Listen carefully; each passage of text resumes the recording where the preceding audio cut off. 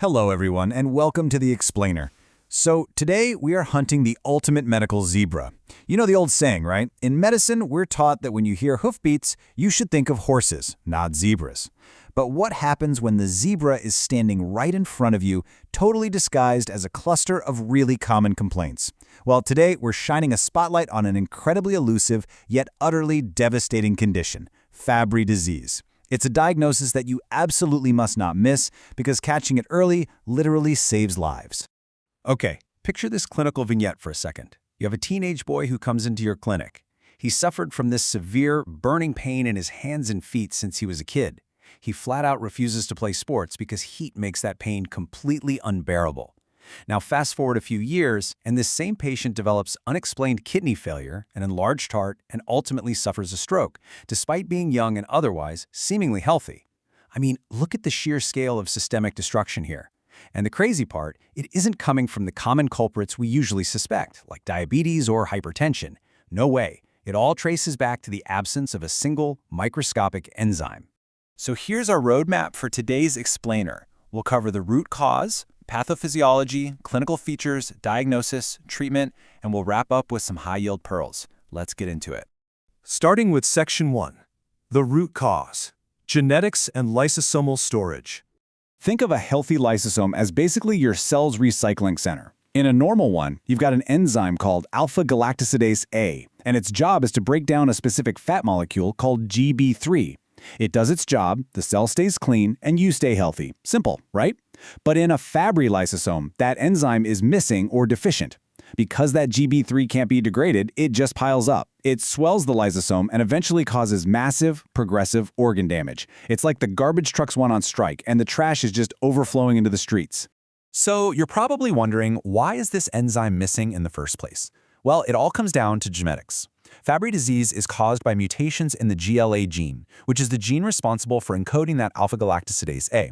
This follows an X-linked inheritance pattern. Now, traditionally, you might think, okay, X-linked, that means males get the classic severe disease because they only have one X chromosome. And yeah, that is true for sure. But here is a massive red flag you've got to remember. Females are not just unaffected carriers. Actually, scratch that whole just-a-carrier mindset. Because of a process called lyonization, which is the random inactivation of the X chromosome, females can also develop highly significant and even life-threatening disease. Moving on to Section 2, pathophysiology, the microscopic cascade. Let's track this cascade like a detective on a case. Step 1, we have the GLA mutation. Step 2, that mutation directly leads to our alpha-galactosidase deficiency. Step 3, that incredibly hard-to-pronounce lipid, globotriaosylceramidide, or let's just stick with G3, right? That starts accumulating inside the cells. Now, Step 4 is where the real damage kicks in. This G3 absolutely loves to accumulate in the endothelial cells lining your blood vessels.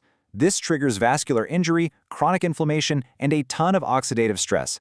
Imagine the tiny microscopic pipes feeding your organs just slowly getting choked up and inflamed. Step 5 is the inevitable result of all that, progressive organ failure. It's a really insidious process.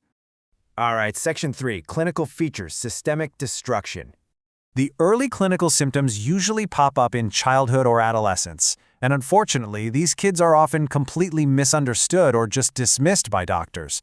They suffer from acroparesthesias, which is this intense, burning neuropathic pain in their hands and feet. Sometimes this pain flares up into these agonizing episodes we call Fabry crises.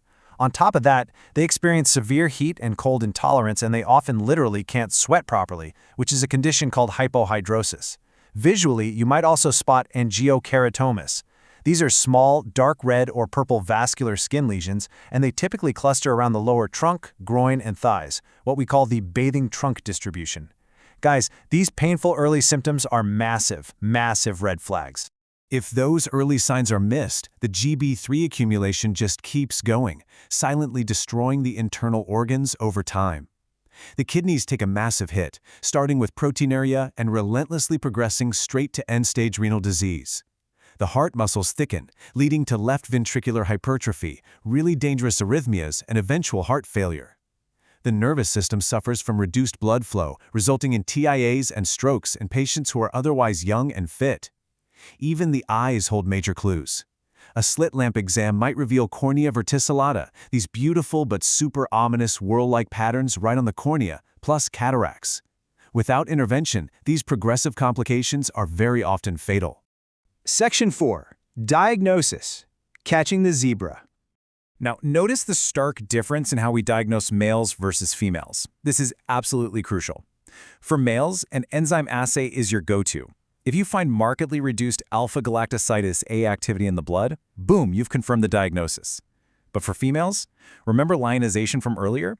Because some of their cells have normal X chromosomes, their overall enzyme activity in a blood test might actually appear perfectly normal. Therefore, for females, genetic testing to find the pathogenic GLA mutation is absolutely essential to rule the disease in or out. Beyond that, we're looking at biomarkers like elevated plasma lyso-Gb3 and doing thorough organ assessments, things like checking the eGFR, running a cardiac MRI to look for fibrosis, and doing a slit lamp exam for the eyes. Interestingly, if you do a kidney biopsy to assess the extent of the renal damage, an electron microscopy is often going to reveal these characteristic myelin figures. And guess what their medical nickname is? Zebra bodies. I mean, you've got to love it. It is perfectly poetic that the ultimate clinical zebra actually has literal zebra-striped bodies hiding out in the patient's cells. Lock that histological finding into your memory for sure. Okay, Section 5. Treatment. Slowing the progression. How do we actually fight this? Our primary weapon is enzyme replacement therapy, or ERT. Since the patient is missing the enzyme, we basically just give it to them intravenously, using recombinant enzymes like agasaldosate beta or alpha. This helps clear out that GB3 and preserves the organs. But there is also a really brilliant newer approach called pharmacological chaperone therapy, using an oral drug called migalastat. This is so cool. Instead of replacing the enzyme entirely, migalastat acts as a chaperone that binds to the patient's own mutated unstable enzyme and essentially fixes its shape so it can actually do its job. Of course, we also have to provide robust supportive care. We're talking pain management, kidney protection using ACE inhibitors or ARBs for that proteinuria, and in severe cases, things like dialysis, kidney transplants, or pacemakers to manage the downstream damage. Finally, Section 6. High-yield pearls for your exam prep. Medical students, residents, health professionals, it is time to sit up and pay close attention here. First up, you absolutely must drill this classic triad into your brain. If you're looking at a question stem and it mentions a young patient with, number 1, acroparesthesias, that's severe burning neuropathic pain, number 2, angiokeratomas, the bathing trunk skin lesions, and number 3, hypohidrosis, an inability to sweat, listen to me, you don't even need to finish reading the question. The answer is Fabry disease, period. We can also summarize the entire disease profile in one perfect, easy-to-remember mnemonic, Fabry. Let's walk through it together. F is for the failure of alpha-galactosidase A. A covers angiokeratomas and acroparesthesias. B reminds you of the burning pain and brain stroke risk. R is for renal failure, which is a major cause of mortality here. And Y reminds you that young males are most commonly affected, though again, never forget our lesson about females getting significant disease too. The absolute best way to avoid getting tripped up on a board exam or in the clinic is by directly contrasting two similar things. Both Fabry and Pompe are lysosomal storage disorders, right? But look at how different they are when we line them up. Fabry is X-linked. Pompe is autosomal recessive. Fabry is missing alpha-galactosidase A and stores GB3. Pompe is missing acid alpha-glucosidase and stores glycogen. Clinically, Fabry presents with that terrible burning neuropathic pain and unique skin and eye findings. Pompe? It presents predominantly with progressive muscle weakness and zero skin or eye findings. Contrast them directly like this, and I promise you'll never confuse them again. So the big takeaway here is clear. Early recognition of those childhood symptoms preserves vital organ function later in life. We have to keep our eyes open for the zebra guys. I really hope this structured dive helps solidify Fabry disease for you.